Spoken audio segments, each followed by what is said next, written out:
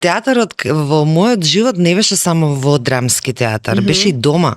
Да, нон-стоп имавме луѓе, јас имав повеќе татковци, повеќе мајки, дади, Мешко, Чоре, Ванчо, одмори. Они биле дел од мојот живот, ме обликувале и кога ќе сум отишла јас во театар, тоа било одам кај нив на работа. Сега, таму се случува нешто, го гледаш татко ти, во една друга улога, ама се навикнуваш, не знам, ти станува нормално. Да, веројатно. На 3 години сум доживеала шок, кога татко ми бил во војска, а на телевизија се давала Наши години, каде што татко ми го убиваат, серијата Наши години, татко ми го убиваат и јас сум го врзала лошо.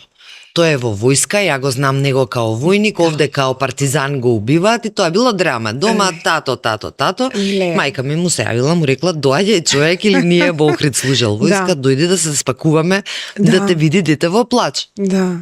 Јас сум го видела, ти не си мојот татко ми го убија на телевизија.